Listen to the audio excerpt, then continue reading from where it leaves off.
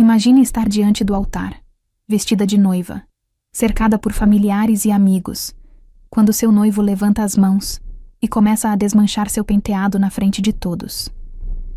Foi exatamente isso que aconteceu comigo. Daniel sussurrou que eu estava ridícula, que estava envergonhando a família dele.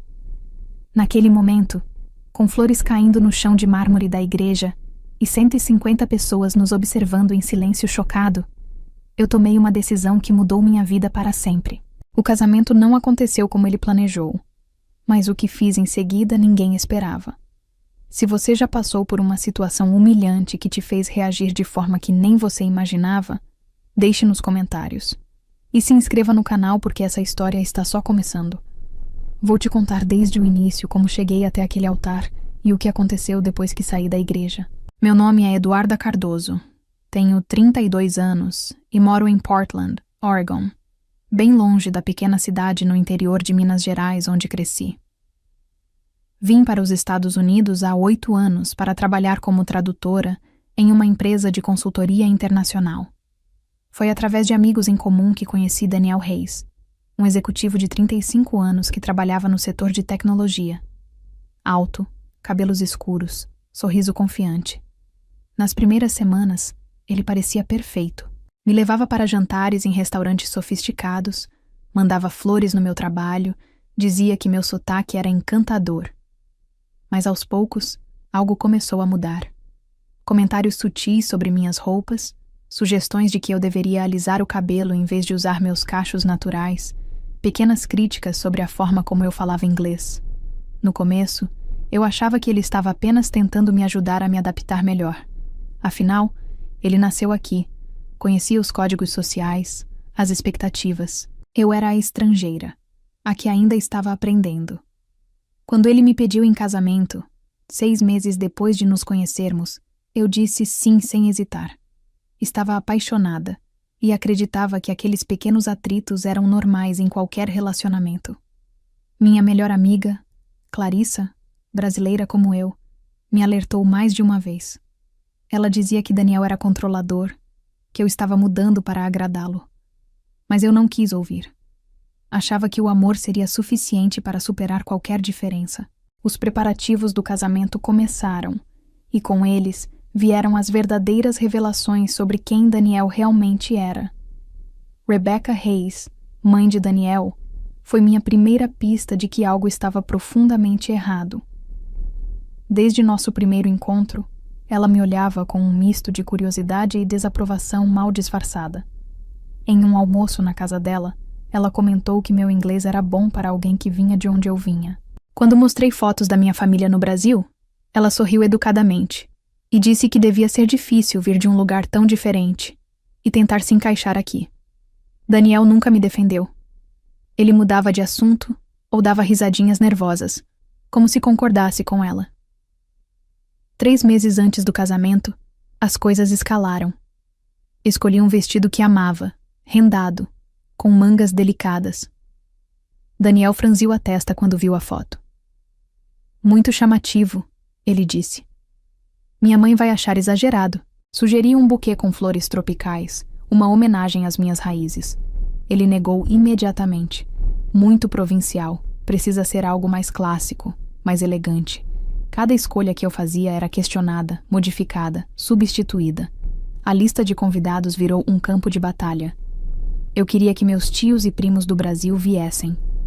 Daniel argumentou que seria muito caro, que a maioria não falava inglês, que seria estranho para os convidados dele. Acabei reduzindo drasticamente o número de pessoas da minha família. Rebecca sugeriu que eu fizesse aulas de etiqueta. Daniel achou uma boa ideia e até encontrou o contato de uma coach de imagem. Cedi em quase tudo. Mas havia uma coisa em que me mantive firme. Meu penteado. Queria usar tranças embutidas com pequenas flores brancas naturais entrelaçadas, exatamente como minha avó usou no casamento dela no Brasil. Mostrei fotos para Daniel. Ele ficou visivelmente desconfortável. Parece muito exótico, Eduarda.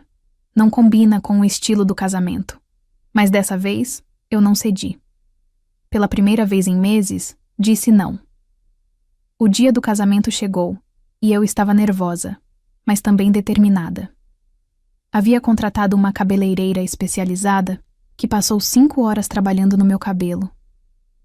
As tranças ficaram perfeitas, pequenas flores brancas delicadamente entrelaçadas, cada detalhe exatamente como imaginei.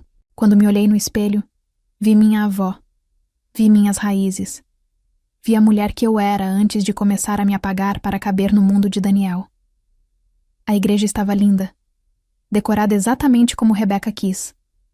Rosas brancas, velas elegantes, tudo impecável e frio. Quando cheguei ao corredor, meu pai ao meu lado, vi Daniel me esperando no altar. Mas a expressão dele não era de admiração ou amor, era de desaprovação. Seus olhos se fixaram no meu cabelo e seu maxilar se tensionou. Meu estômago apertou, mas continuei caminhando. Quando cheguei ao altar, Daniel se inclinou e sussurrou baixinho, apenas para mim ouvir. Você não vai entrar assim. Eu pisquei confusa. O que você quer dizer? Seu cabelo, Eduarda. Parece que você veio para um carnaval, não para um casamento. Minha mãe vai ter um ataque. Você parece diferente demais. Tentei acalmá-lo, dizendo que estava tudo bem, que as pessoas iam gostar. Mas ele não estava me ouvindo.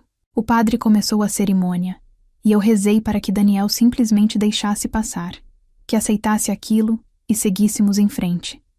Mas então, no meio das primeiras palavras do padre, Daniel fez algo que nunca vou esquecer.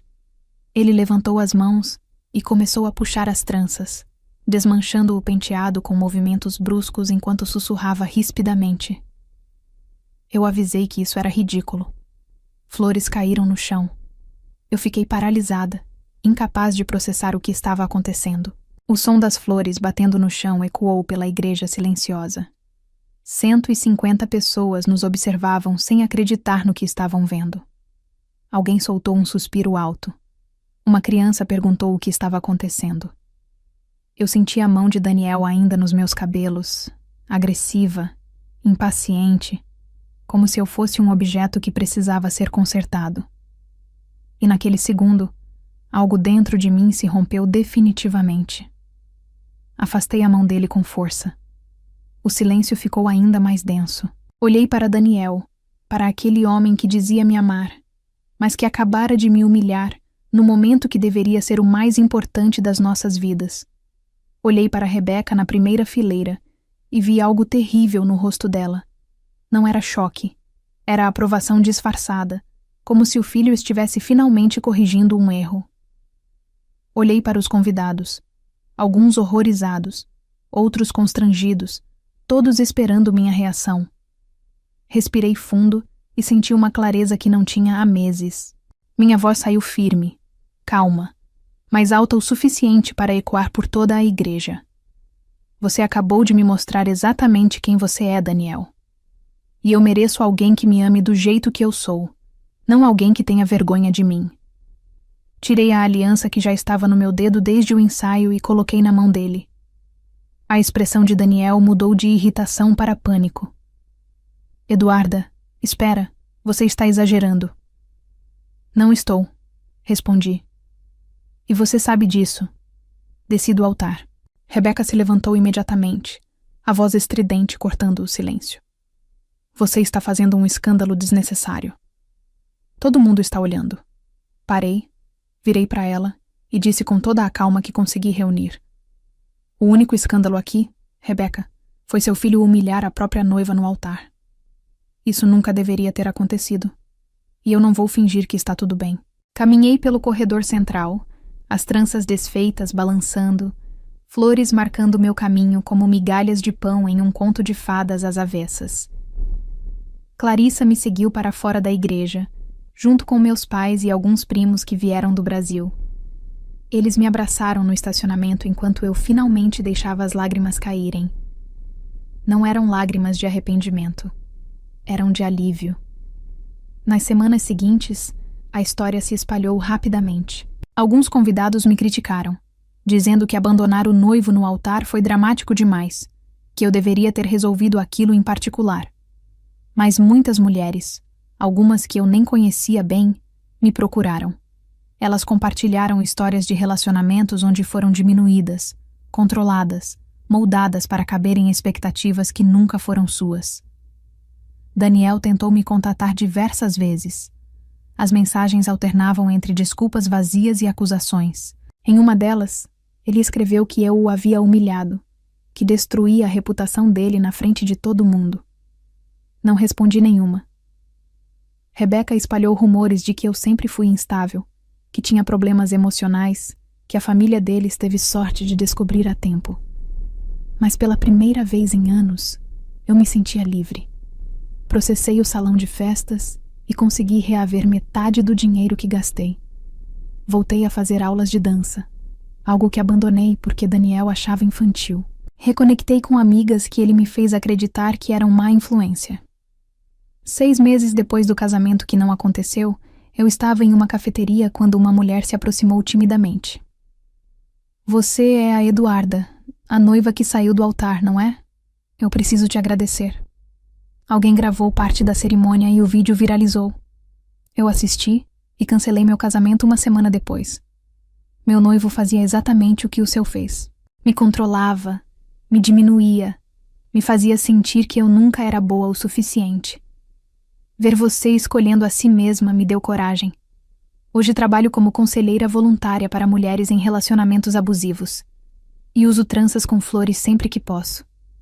Não como lembrete do que perdi, mas do que ganhei, minha dignidade de volta. E você?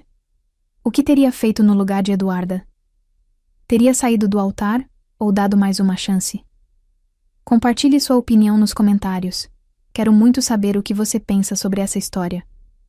Se de alguma forma ela te tocou ou te fez refletir sobre seus próprios relacionamentos, não esquece de se inscrever no canal e ativar o sininho para não perder as próximas histórias.